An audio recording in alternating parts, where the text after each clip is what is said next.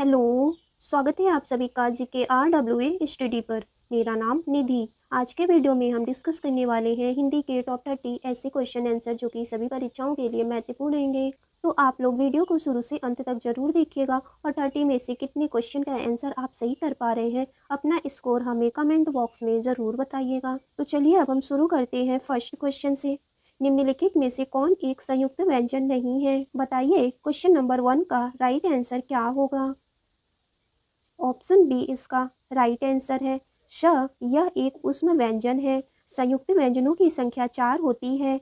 छ, त्र, ज्ञ और श्र। निम्न में से तालव्य व्यंजन कौन से हैं? बताइए इनमें से कौन से व्यंजन तालव्य व्यंजन हैं? ऑप्शन ए इसका राइट आंसर होगा। च वर्ग के सभी व्यंजन को तालव्य के माध्यम से बोले जाते हैं, जैसे कि च, छ, ज, झ और ञ। य, र, ल, व किस वर्ग के व्यंजन हैं? बताइए य, र, ल, व ये चारों किस वर्ग के व्यंजन हैं?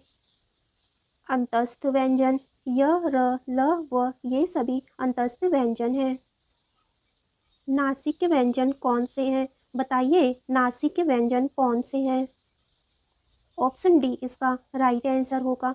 हर वर्ग का पंचमा अक्षर नासिक व्यंजन कहलाता है, जैसे कि अंग, ञ, ड़, न और म। मगही किस भाषा की बोली है? बताइए मगही किस भाषा की बोली है?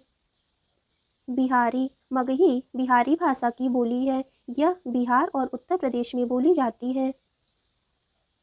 भाषाई आधार पर सर्वप्रथम किस राज्य का गठन हुआ?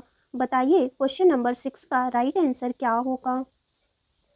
ऑप्शन डी इसका राइट आंसर है। भाषा के आधार पर सर्वप्रथम आंध्र प्रदेश का गठन हुआ है।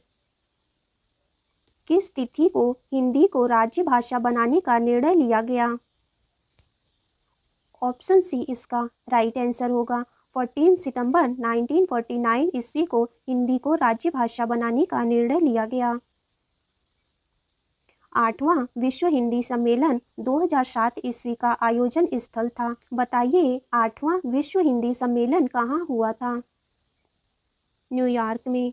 8वां विश्व हिंदी सम्मेलन साल 2007 में अमेरिका के न्यूयॉर्क शहर में आयोजित किया गया था।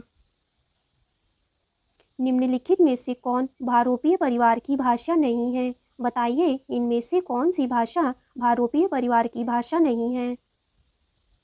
मलयालम। मलयालम यह भारोपीय परिवार की भाषा नहीं है, जबकि मराठी, गुजराती, हिंदी ये तीनों भारोपीय परिवार की भाषा हैं।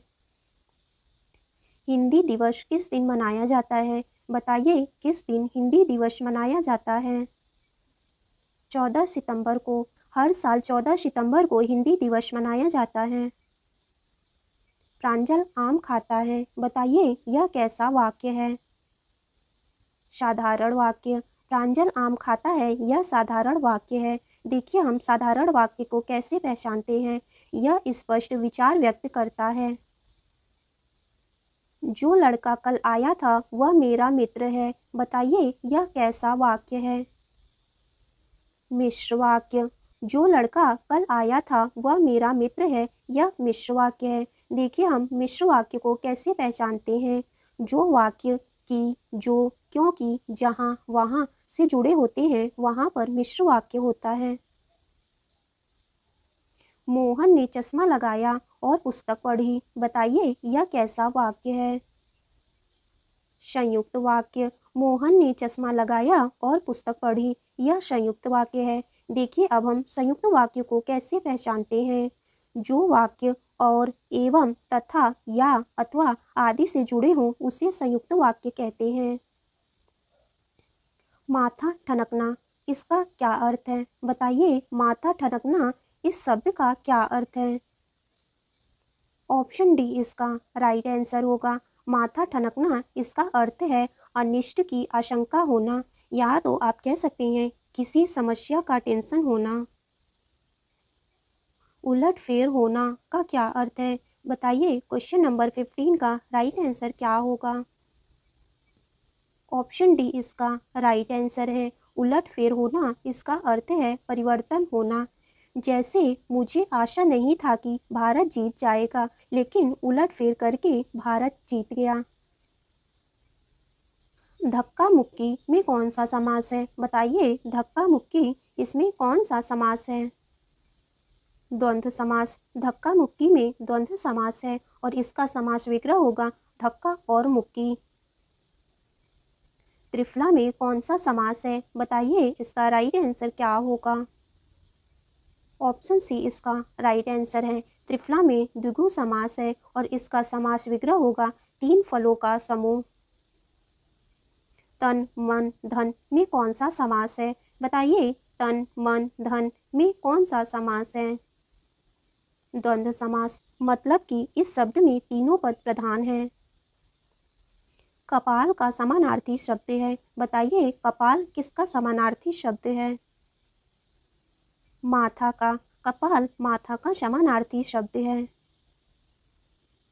तोय किसका पर्यायवाची शब्द है? बताइए, तोय का पर्यायवाची शब्द क्या होगा? पानी।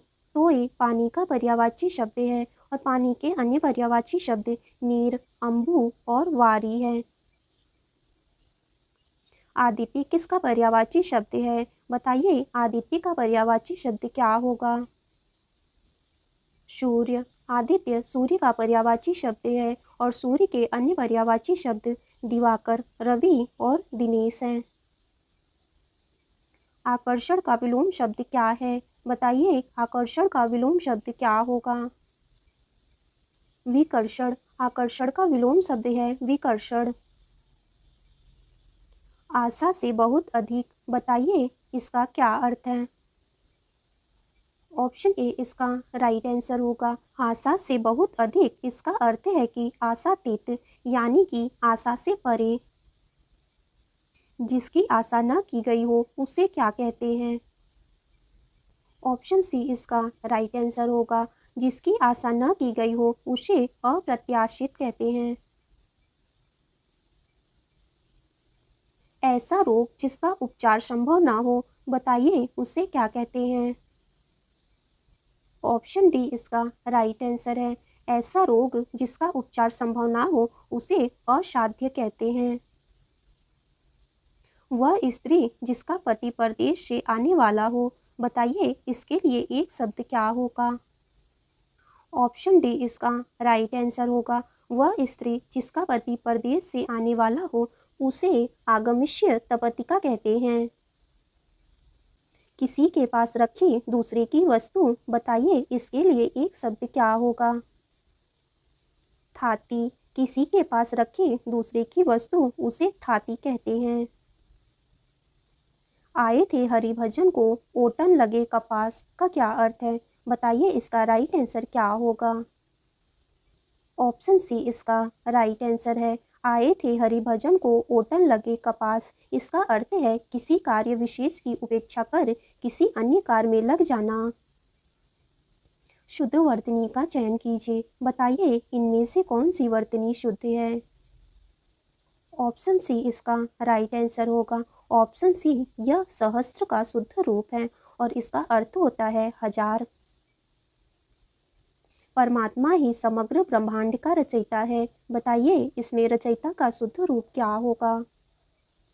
ऑप्शन ए इसका राइट आंसर है। ऑप्शन ए यह रचयिता का शुद्ध रूप है। ध्यान दीजिएगा, यह में छोटी ई की मात्रा होगी। स्वर संधि के कितने भेद हैं? यह आपका टेस्ट क्वेश्चन होगा। इसका आंसर आपको कमेंट बॉक्स में ज़रूर बताना है।